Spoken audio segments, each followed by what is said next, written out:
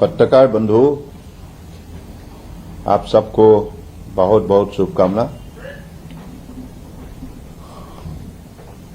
आप सबको मालूम है पिछली 11 साल के अंदर देश में जो परिवर्तन संभव हुई है और ये परिवर्तन के वजह से देश ने आज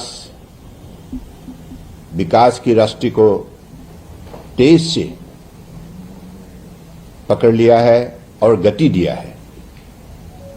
और इसलिए आज हमारी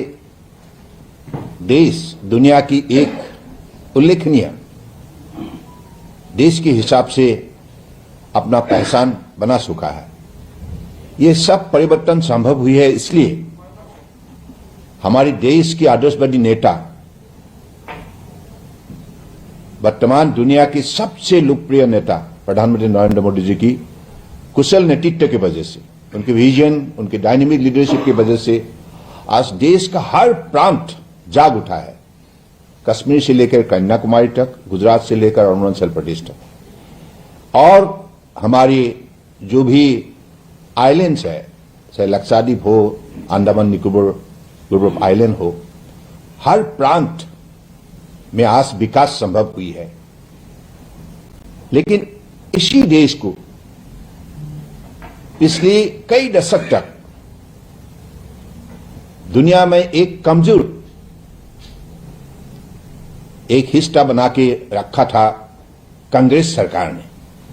क्योंकि कई साल उन्होंने राज किया, केंद्र में भी रहे, राज्य में भी रहे, बार बार जनता ने मौका उन लोगों को दिया था। इतनी सुनहरा मौका मिलने का बावजूद कांग्रेस कुछ नहीं कर पाया। खास करके मैं नॉर्थ ईस्ट से हूं, being a north easterner, I have seen the reality. What is the transformation? The area which was all the time declared to be the disturbed area, considered to be the disturbed area, projected to be the disturbed area by Congress regime, now it's become the new engine for India's growth. This is the exemplary transformation, and it happens only because of Honorable Prime Minister's special interest and his dedication, his devotion, his policy program ultimately uplifted entire Northeast to a great extent in all the sector. Congress has totally failed to study Northeast and also to discover the available potentialities, possibilities and prosperities of Northeast. But Honorable Prime Minister, after becoming, particularly in 2014, when Honorable Prime Minister Narendra Modi ji have taken over the responsibility of the nation as a Prime Minister, he has given full concentration and particularly most backward region, and that is why he decided that if this part of the region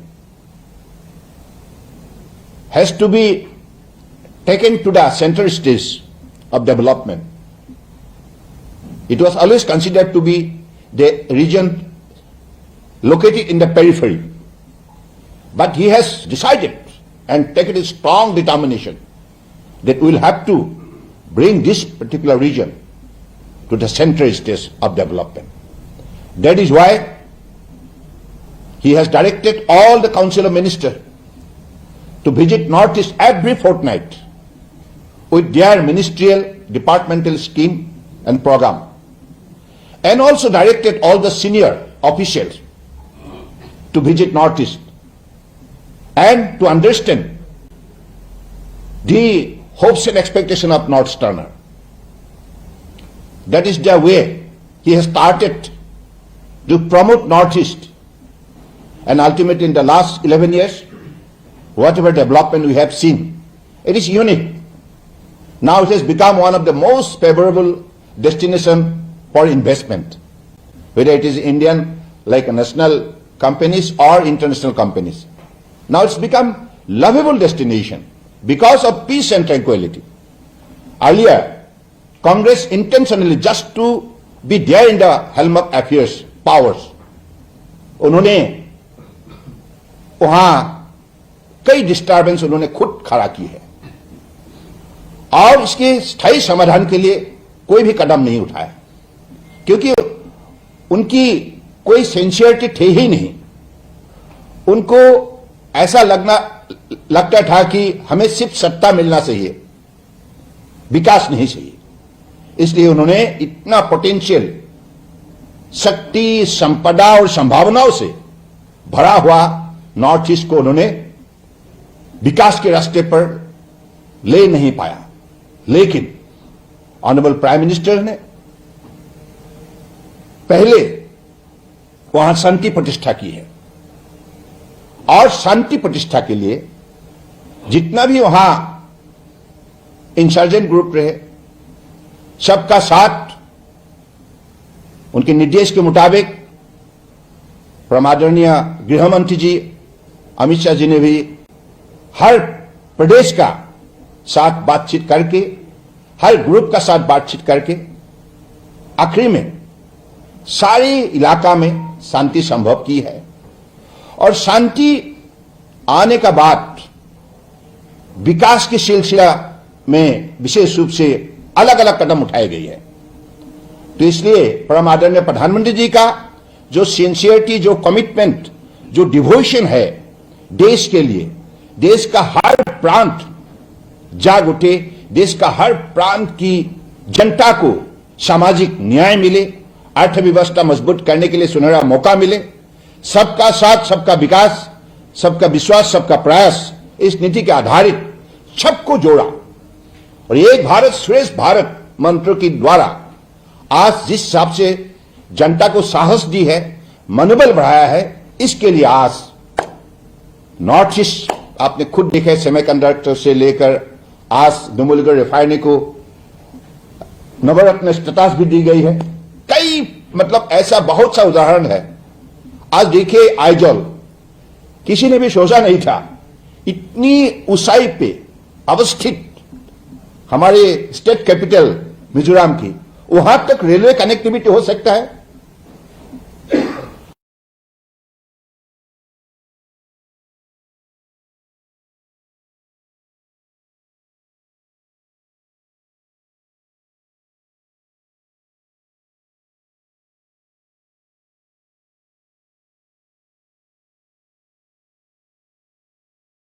और इस तरफ airport बढ़ाने का काम,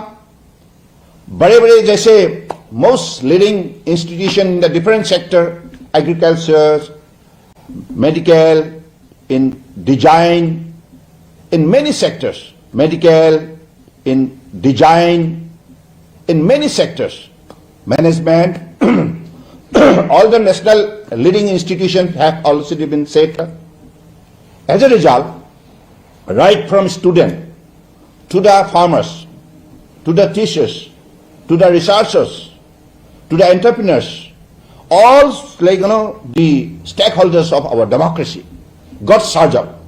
and got ample opportunity to grow. So this is the transformation Honorable Prime Minister has brought to the entire North East. मैं तो north east के होने के वजह से मैं महसूस ये गंभीर रूप से करता हूं कि जिस प्रांत को कांग्रेस सरकार ने कितना नेग्लेक्ट किया और उनकी नेग्लेक्ट करने के वजह से ही हम लोगों को जगह नहीं मिला था, लेकिन आज परम आदरणीय प्रधानमंत्री जी ने नॉर्थ ईस्ट को विशेष रूप से मान्यता दी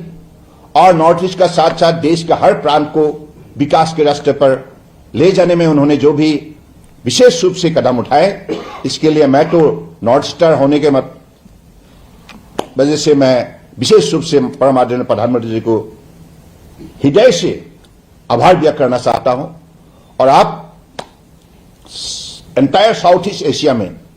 नॉर्थ ईस्ट को एक इंपॉर्टेंट हब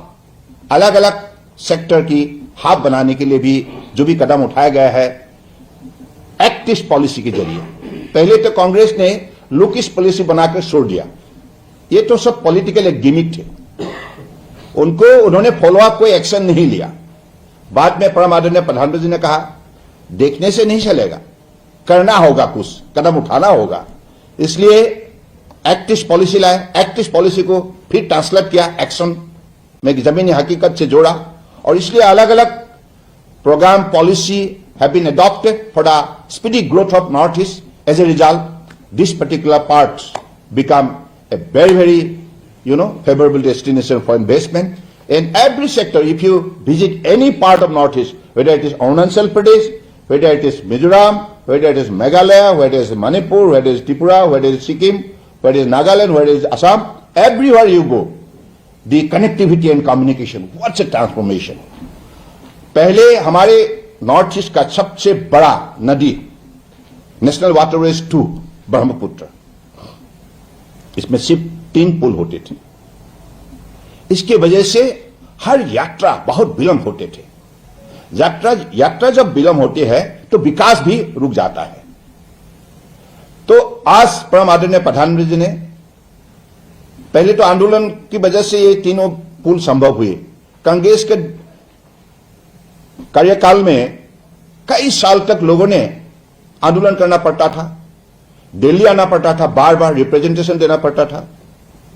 लंबे समय आंदोलन के बाद 3 पुल मिले,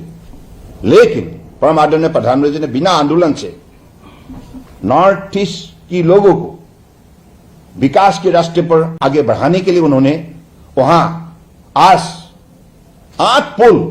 उन्होंने खड़ा कर दिया। 8 पुल का निर्माण काम चल रहा है और 3 पुल तो अभी उसका यह साल मतलब ऑपरेशनल हो गया है। तो कई ऐसा योजना जिसके वजह से railway connectivity, road connectivity, waterways, airways in all mode of transportation have been taken on the priority sector. As a result the now north east becomes very attractive destination, and peace and tranquility have given lot of empowerment to the people, because the people earlier had their hesitation of going from one part to the other parts because of the disturbance, but now peace everywhere. इसके वजह से आपने खुद देखा है arm force special power को कैसे वहां से withdraw की गई है। इसका मतलब साफ है, peace has come back to the entire north east. और आज नॉर्थ ईस्ट में ये संभव इसलिए हुई है क्योंकि नॉर्थ ईस्टर्न की मन में ये विश्वास पैदा हुई है कि परम आदरणीय प्रधानमंत्री जी ने जो भी बोलता है उसको निष्ठापूर्वक निभाती है। ऐसा कोई ये पॉलिटिकल सिर्फ आश्वासन ऐसा नहीं है, जो उन्होंने कहा है उसको with best of his sincerity लागू की है। तो इसलिए आज आप देखिए परम आदरणीय प्रधानमंत्री जी खुद more than 70 times he has visited North East. First time in the history of India कोई प्रधानमंत्री जी ने इतना बार वहां मतलब विजिट की है, और हर विजिट में विकास के लिए अलग अलग प्रोजेक्ट का काम शुरू की है, लोकार्पण की है, शिलान्यास की है। और परम आदरणीय प्रधानमंत्री जी ने सभी मंत्री परिषद की सदस्य को बताया है, यह निर्देश दी है, सभी अधिकारी को भी स्पष्ट किया है, देखिए भारत का ये अभिन्न अंग है, इस प्रांत को अगर हमने विकास के रास्ते पर आगे नहीं बढ़ाया तो हम भारत पीछे रह जाएंगे। तो इसलिए आज उसी भावना शक्ति से सभी अधिकारी हो या मंत्री हो और प्रदेश सरकार ने भी साथ देकर आज जिस हिसाब से नॉर्थ ईस्ट को आगे बढ़ाया है, इसके लिए आज आपने खुद देखी है कि बार बार बीजेपी लेड एनडीए गठबंधन को कैसे लोगों ने अपनाया है, क्योंकि यहां विश्वास जुड़ा हुआ है।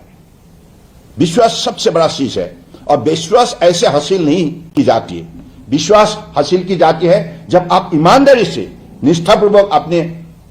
आश्वासन को आप उसको लागू करेंगे, जमीनी हकीकत से जुड़ेंगे। क्वालिटी इंप्लीमेंटेशन, पहले कांग्रेस का कार्यकाल में क्या होता था, कोई भी प्रोजेक्ट होता था तो प्रोजेक्ट में घोटाला, ultimately people of the north east didn't get anything. So ultimately the people of north east have been deprived of their due share, but now 100% जो भी कार्यक्रम वहां शुरू होते हैं 100% उसको लागू की जाती है और गुड गवर्नेंस की वजह से आज सभी ट्रांसपेरेंसी एंड अकाउंटेबिलिटी सब कुछ दिखाई दी है। इसके लिए नई पीढ़ी भी आज बड़े खुल के आगे आया है और सब लोगों ने मन बनाया है, हाँ हमें आगे बढ़ाना है और देश को आत्मनिर्भर बनाना है, भारत को दुनिया के सबसे मजबूत एक विकसित राष्ट्र के हिसाब से खड़ा करना है। ऐसा भी आज नॉर्थ ईस्ट के लोगों ने मन बनाया है और इसी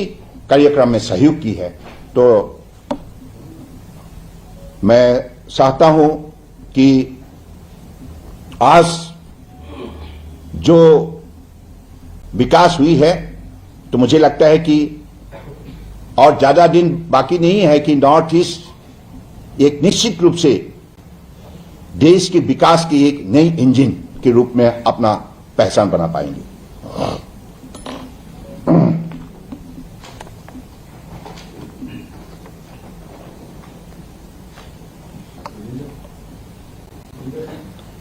और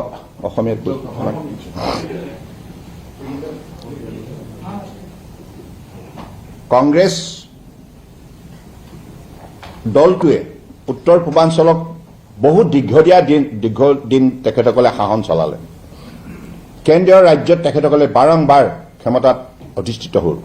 তৎসত্ত্বেও কিন্তু উত্তৰ পূৰ্বাঞ্চলৰ সম্পদ সম্ভাৱনা শক্তিক তেখেতসকলে কোনোদিনেই উজ্জীৱিত কৰিব নোৱাৰিলে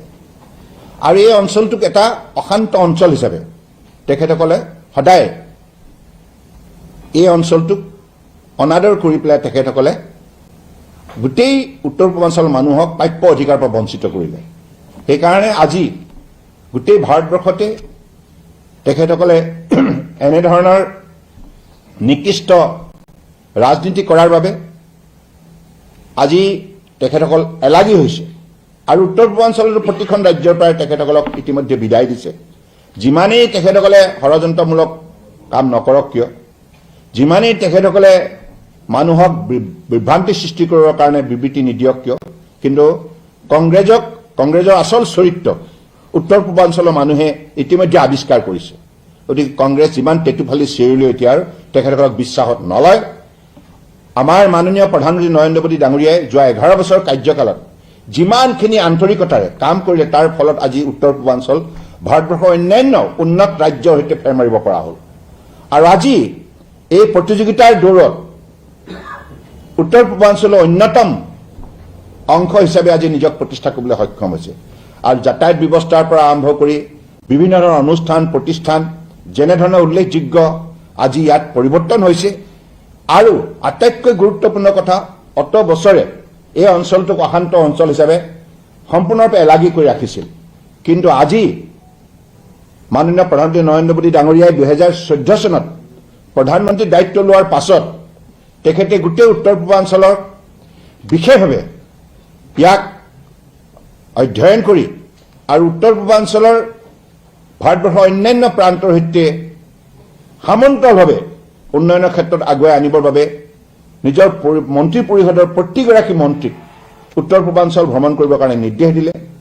আৰু প্ৰতিগৰাকী প্ৰশাসনিক বিষয়াকো কেন্দ্ৰীয় চৰকাৰৰ উত্তৰ পূৰ্বাঞ্চলৰ ভ্ৰমণ কৰিবলৈ নিৰ্দেশ দিলে আৰু তেখেতসকলক উত্তৰ পূৰ্বাঞ্চলৰ ৰাইজৰ সৈতে মত বিনিময় কৰি প্ৰতিটো অঞ্চললৈ গৈ প্ৰতিখন গাঁৱলৈ গৈ তেখেতসকলৰ অৱস্থা বুজ ল'বলৈ নিৰ্দেশ দি পেলাই তাৰ পৰৱৰ্তী সময়ত সেই মানুহবিলাকৰ সমস্যাবিলাক নাইকিয়া কৰিবৰ কাৰণে বিভিন্ন আঁচনি বিভিন্ন প্ৰকল্প হাতত ল'লে, যাৰ ফলত আজি উত্তৰ পূৰ্বাঞ্চলৰ আটাইখন ৰাজ্যতে যাতায়াত ব্যৱস্থা আজি সুচল হ'ল। ৰাস্তা পদূলি, দলং, ৰেলপথ আৰম্ভ কৰি পেলাই বায়ুপথ, সকলো ৱাটাৰৱেজ, সকলো ক্ষেত্ৰতে আজি উত্তৰ পূৰ্বাঞ্চলক যেনেধৰণে ভাৰতবৰ্ষৰ অন্যান্য উন্নত ৰাজ্যৰ সৈতে সমান্তৰালভাৱে আগুৱাই নিয়াবলৈ তেখেত সক্ষম হৈছে। তাৰ বাবে উত্তৰ পূৰ্বাঞ্চলৰ প্ৰতিগৰাকী ৰাইজে নৰেন্দ্ৰ মোদী ডাঙৰীয়াক অগাধ বিশ্বাস কৰে। তেখেতে আমাৰ উত্তৰ পূৰ্বাঞ্চলৰ কৃষ্টি, সংস্কৃতি, ভাষা, সাহিত্য, মাটি, ভেটি, অস্তিত্ব সকলো সুৰক্ষিত কৰিবৰ বাবে তেখেতে যিখিনি দৃষ্টান্তমূলক পদক্ষেপ ল'লে, তাৰ বাবে উত্তৰ পূৰ্বাঞ্চলে আজি উন্নয়নৰ যাত্ৰাত অত্যন্ত উৎসাহেৰে অংশগ্ৰহণ কৰিছে। আজি যেনেধৰণে উগ্ৰপন্থীৰ সৈতে বাৰ্তালাপ কৰি শান্তি প্ৰতিষ্ঠা কৰিছে, যাৰ ফলত আজি উত্তৰ পূৰ্বাঞ্চল বিশেষকৈ বিভিন্ন ৰাষ্ট্ৰ আৰু অন্তঃৰাষ্ট্ৰীয় যিবিলাক ডাঙৰ ডাঙৰ কোম্পানী তেখেতসকলে আজি নিৱেশ কৰিবৰ কাৰণে তাত বিনিয়োগ কৰিবৰ বাবে আন্তৰিকতাৰে আগবাঢ়ি আহিছে তাত ইনভেষ্টমেণ্ট সামিট হৈছে আৰু ইনভেষ্টমেণ্ট সামিটৰ পাছত আপোনালোকে দেখিছে যে কেনেধৰণে ডাঙৰ ডাঙৰ উদ্যোগপতিসকলে তাত আজি বিনিয়োগ কৰিবৰ কাৰণে আগবাঢ়ি আহিছে ইয়াৰ অৰ্থ স্পষ্ট এতিয়া উত্তৰ পূৰ্বাঞ্চল পাছলৈ নাছে উত্তৰ পূৰ্বাঞ্চল এতিয়া আৰু সেই কোণত থকা এটা অঞ্চল নহয় উত্তৰ পূৰ্বাঞ্চল এতিয়া ভাৰতবৰ্ষৰ মূল অন্যতম উন্নয়নৰ কেন্দ্ৰবিন্দু হৈছে গতিকে ইয়াৰ কাৰণে নিশ্চিতভাৱে আমি সকলোৱে এটা কথা অন্তৰ্হিতে স্বীকাৰ কৰোঁ মাননীয় প্ৰধানমন্ত্ৰী ডাঙৰীয়াই উত্তৰ পূৰ্বাঞ্চলক যিমান মৰমৰ দৃষ্টিয়ে চাইছে যিমানখিনি আন্তৰিকতা সহযোগিতা আগবঢ়াইছে তাৰ বাবে আজি এইখিনি সম্ভৱ হৈছে ইয়াৰ পূৰ্বতে কোনো তেনেধৰণে উত্তৰ পূৰ্বাঞ্চলক বিশেষকৈ কংগ্ৰেছ চৰকাৰৰ কাৰ্যকালত উত্তৰ পূৰ্বাঞ্চল আটাইতকৈ বঞ্চিত আছিল গতিকে সেইবাবে কংগ্ৰেছক কোনোদিনে আৰু উত্তৰ পূৰ্বাঞ্চল মানুহে গ্ৰহণ নকৰে আৰু উন্নয়নৰ ক্ষেত্ৰত আজি উত্তৰ পূৰ্বাঞ্চলে ভাৰতবৰ্ষক আত্মনিৰ্ভৰ ভাৰত হিচাপে গঢ় দিয়াৰ ক্ষেত্ৰত অন্যতম উল্লেখযোগ্য বৰঙণি আগবঢ়ায় এইটো কথা স্পষ্ট আজি সেমিকণ্ডাক্টৰৰ পৰা আৰম্ভ কৰি তাত আটাইতকৈ অত্যাধুনিক যিমানবিলাক উদ্যোগ টেকনলজিকে তাত ইতিমধ্যে প্ৰয়োগ কৰা হৈছে যাৰ ফলত আজি উত্তৰ পূৰ্বাঞ্চলৰ প্ৰতিগৰাকী যুৱক যুৱতীয়ে উৎসাহিত হৈছে আৰু তেখেতসকলে এটা উজ্জ্বল ভৱিষ্যত গঢ় দিয়াৰ বাবে আন্তৰিকতাৰে আগবাঢ়ি আহিছে গতিকে মই ভাবোঁ যে আজি উত্তৰ পূৰ্বাঞ্চলৰ যিটো পৰিৱৰ্তন কেৱল নৰেন্দ্ৰ মোদী ডাঙৰীয়াৰ কাৰণে এইটো সম্ভৱ হৈছে আমি সদায় তেখেতৰ ওচৰত কৃতজ্ঞ কাৰণ মিজোৰামেই হওক মণিপুৰেই হওক বা মেঘালয় হওক ত্ৰিপুৰা হওক বা নাগালেণ্ড হওক অৰুণাচল প্ৰদেশ হওক অসম হওক ছিকিম হওক এই গোটেইকেইখন ৰাজ্যৰ আজি আপোনালোকে যদি তাত ভ্ৰমণ কৰে দেখিব কেনেধৰণে উল্লেখযোগ্য পৰিৱৰ্তন আজি 2014 চনৰ আগত কি আছিল এঠাইৰ পৰা আন ঠাইলৈ যোৱাটো অসুবিধা আছিল আৰু আজি আনকি মিজোৰামৰ ৰাজধানী আইজললৈকে যে কোনোবা দিনত যে ট্ৰেইন লাইন যাব পাৰে সেইটো কথা কল্পনা অতীত আছিল আৰু গেংটকলৈকে গেংটক যিটো ছিকিমৰ প্ৰদেশৰ ৰাজধানী সেই তালৈকে এই গেংটক চহৰখন ইমান ওখ স্থানত অৱস্থিত সাগৰৰ পৃষ্ঠৰ পৰা 1600 মিটাৰ ওপৰত অলমোষ্ট 5000 ফিট ওপৰত তালৈকে সুৰংগ নিৰ্মাণ কৰি হিল কাটি কাটি ৰেল পথ নিৰ্মাণ কৰা হৈছে গতিকে মাননীয় প্ৰধানমন্ত্ৰী নৰেন্দ্ৰ মোদী ডাঙৰীয়াই উত্তৰ পূৰ্বাঞ্চলক যেনেধৰণে উন্নয়নৰ ক্ষেত্ৰত আগুৱাই আনিবৰ কাৰণে সন্মুখৰ পৰা নেতৃত্ব দিছে আন্তৰিকতা দেখাইছে সহযোগিতা আগবঢ়াইছে তাৰ বাবে সদায় তেখেত কৃতজ্ঞ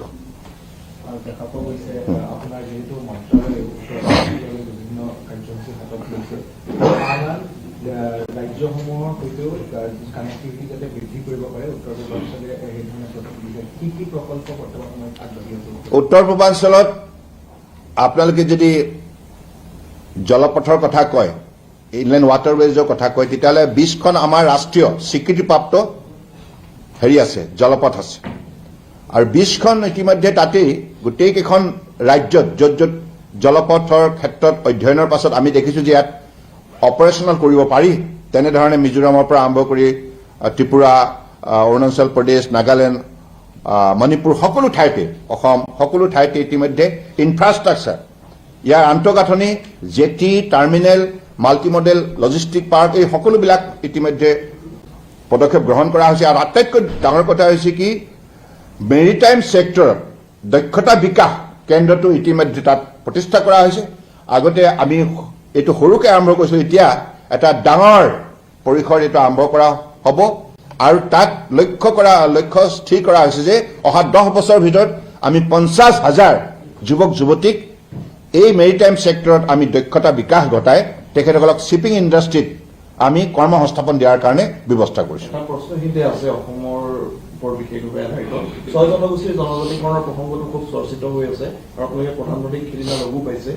যেতিয়া প্ৰতিবেদন মন্ত্ৰীগত দিয়াৰ পিছত এই দিশটো কিমান দূৰ কেনেদৰে আগবঢ়াৰ পৰিকল্পনাৰ বিধেয়কখন যেতিয়া এবাৰ ৰাজ্যসভাত আহিছিলে সেই স্থিতিটো কি হ'ব বা কেন্দ্ৰীয় চৰকাৰে এই ক্ষেত্ৰত কেনেদৰে আগবাঢ়িব ইতিমধ্যে ৰাজ্য চৰকাৰৰ তৰফৰ পৰা প্ৰস্তাৱ পঠোৱা হৈছে গতিকে এইটো ডেফিনেটলি আমাৰ কেন্দ্ৰীয় চৰকাৰৰ তৰফৰ পৰা ইতিবাচক দৃষ্টিভংগীয়ে গোটেই বিষয়টো বিবেচনা কৰা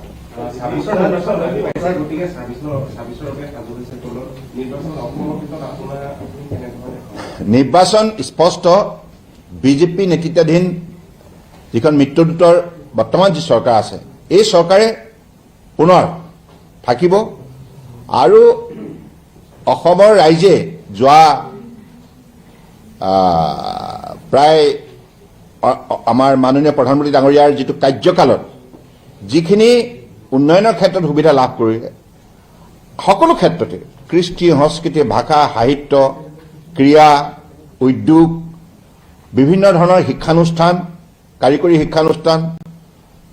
সকলো ক্ষেত্ৰতে যিখিনি উল্লেখযোগ্য আজি সহযোগিতা মাননীয় প্ৰধানমন্ত্ৰী ডাঙৰীয়াৰ নেতৃত্বত আমি পাবলৈ সক্ষম হৈছো তাৰ কাৰণে যি অসম ভাৰতবৰ্ষৰ অন্যতম উল্লেখযোগ্য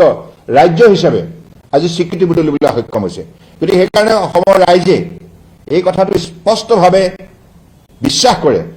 যে মাননীয় প্ৰধানমন্ত্ৰী ডাঙৰীয়াই যি আন্তৰিকতাৰে দেশ সেৱা কৰিছে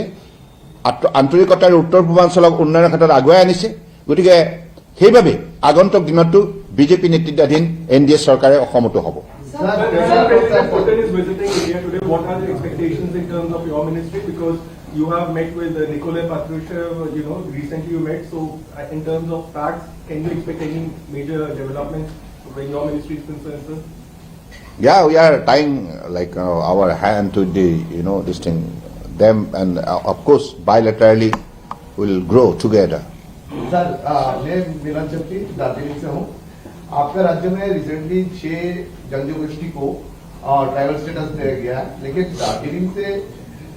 सिक्किम क्षेत्र से आप नॉर्थ ईस्ट के एक पार्ट सिक्किम भी है आप सिक्किम की और नॉर्थ ईस्ट की तरक्की की बात किया इतना तरक्की शायद कांग्रेस का टाइम होते थे तो इतना अशांति भी नॉर्थ ईस्ट में नहीं होते थे शायद जैसे सिलीगुड़ी से शुरू करके आपको जो शुरू होते लेकिन दार्जिलिंग का आदमी और सिक्किम का आदमी जो एक्सपेक्टेशन रखते हैं जो 11 कम्युनिटीज का बारे में उसका आपका ओपिनियन और comments second question sir Sikkim का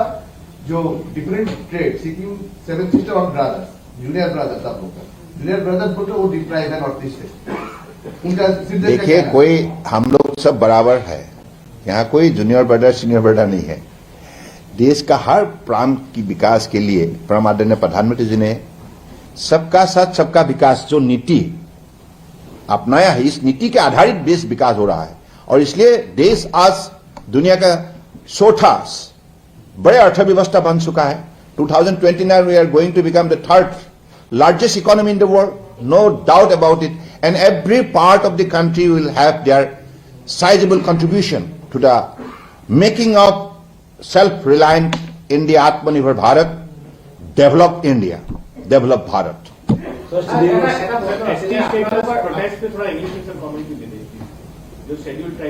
हमने बता दिया कि इस सिलसिले में राज्य सरकार के जो प्रस्ताव आई है इस पर विचार करेगा আপোনালোকৰ মন্ত্ৰালয়ে ৰেভিনিউ জেনেৰেটিং মিনিষ্ট্ৰী হিচাপে অলৰেডি এটা পৰিচয় লাভ কৰিছে আৰু অসমত বা নৰ্থ ইষ্টত আপোনালোকে যথেষ্টখিনি কাম কৰি আছে এই ক্ষেত্ৰত ৰেভিনিউ জেনেৰেশ্যন এণ্ড এমপ্লয়মেণ্ট এই দুটা দিশত আপোনালোকে কেনেধৰণে ব্যৱস্থা লৈছে কাৰণ তাত যথেষ্টখিনি এতিয়াও নিবনুৱাৰ সমস্যা আছে বুলি কৈ থকা হৈছে গতিকে আপোনাৰ মন্ত্ৰালয়ৰ বিশেষ কিবা প্লেন তেনেকুৱা सिर्फ एक मंत्रालय का काम सारा मंत्रालय हम एक साथ मिलकर नॉर्थ ईस्ट के लिए उत्तर पूर्वांचলৰ নিবনুৱা সংস্থাপনৰ বাবে ইতিমধ্যে প্ৰতিটো মন্ত্ৰালয় ৰাজ্য চৰকাৰৰ সৈতে কথা বতৰা পাতি বিভিন্ন ধৰণৰ আমাৰ যিখিনি আঁচনি কাম তাত হৈ আছে আৰু প্ৰতিখন আঁচনি কাম যেতিয়া সম্পূৰ্ণ হোৱাৰ লগে লগে তাত ডেফিনেটলি এমপ্লয়মেণ্ট অপৰচুনিটি ক্ৰিয়েট হৈছে ডাইৰেক্টলি আৰু ইনডাইৰেক্টলি গতিকে যেতিয়া ইনভেষ্টমেণ্ট হ'ব ইনভেষ্টমেণ্ট হোৱাৰ লগে লগে এমপ্লয়মেণ্ট অপৰচুনিটি ডেফিনেটলি ক্ৰিয়েট হ'ব আজি ধৰক আমি এটা পোৰ্ট নিৰ্মাণ কৰছো এনেকুৱা এটা আমি পোর্ট নির্মাণ করছো যেটো পোর্ট নির্মাণ হওয়ার পাছত তাত পোর্টলেস সিটি ডেভেলপ হব তার পাছত এটা পোর্টে 20 লক্ষ আমাক যুৱক যুৱতী কৰ্মসংস্থাপন দিয়াৰ এটা পৰিবেশ সৃষ্টি কৰিব গতিকে তেনে ধৰণে যেতিয়া ইনভেষ্টমেন্ট হয় আজি অসমত যিমান লক্ষ লক্ষ কোটি টকা ইনভেষ্টমেন্ট কৰাৰ বাবে বিভিন্ন উদ্যোগপতিসকল আগবাঢ়ি আহিছে তাতে প্ৰাইভেট সেক্টৰ পাব্লিক সেক্টৰ সকলোৱে গতিকে সেই এমপ্লয়মেন্ট অপৰচুনিটি সেই ইনভেষ্টমেন্ট বিলাক হোৱাৰ লগে লগে সৃষ্টি হ'বই গতিকে ইয়াৰ লক্ষ্যটো সেইটো সৰ শিলিগুৰি কৰিডৰৰ ওপৰত এটা প্ৰশ্ন আছে যেতে বাংলাদেশৰ সৈতে যিখিনি বিষয় বৰ্তমান আন্তঃৰাষ্ট্ৰীয় পৰ্যায়ত চলি আছে শিলিগুৰি কৰিডৰ খুব বেছি ইম্পৰ্টেন্স দি পেলাই তাত ইনফ্ৰাষ্ট্ৰাকচাৰ ডেভেলপ কৰা হৈছে গতিকে আপোনালোকে বা ভাৰত চৰকাৰৰ ফালৰ পৰা শিলিগুৰি কৰিডৰক লৈ কেনেকুৱা ধৰণৰ পৰিকল্পনা ভাৰতবৰ্ষৰ প্ৰতিটো প্ৰান্তক সমান্তৰালভাৱে গুৰুত্ব দিয়া হৈছে আৰু আপোনালোকে সকলোৱে জানে মাননীয় প্ৰধানমন্ত্ৰী নৰেন্দ্ৰ মোদী ডাঙৰীয়াই ভাৰতবৰ্ষৰ শক্তি যেনেধৰণে উজ্জীৱিত কৰিছে আৰু তেখেতৰ নেতৃত্বত আজি প্ৰতিজন ভাৰতীয় সম্পূৰ্ণৰূপে সুৰক্ষিত আত্মবিশ্বাসী আৰু তেখেতৰ নেতৃত্বত আজি ভাৰতবৰ্ষ বিশ্বৰ অন্যতম শ্ৰেষ্ঠ আৰু শক্তিশালী ৰাষ্ট্ৰ ইতিমধ্যে হিচাপে স্বীকৃতি লাভ কৰিছে আৰু আগন্তুক দিনত উচ্চ স্থান অৰ্থাৎ সৰ্বশ্ৰেষ্ঠ উন্নত ৰাষ্ট্ৰ হিচাপে নিজক প্ৰতিষ্ঠা কৰা যাত্ৰাত 140 কোটি লোকক লগত লৈ পেলাই মাননীয় প্ৰধানমন্ত্ৰী ডাঙৰীয়াই এই ভাৰত শ্ৰেষ্ঠ ভাৰত মন্ত্ৰৰে ঐক্যবদ্ধ কৰি আগুৱাই নিছে। Thank U.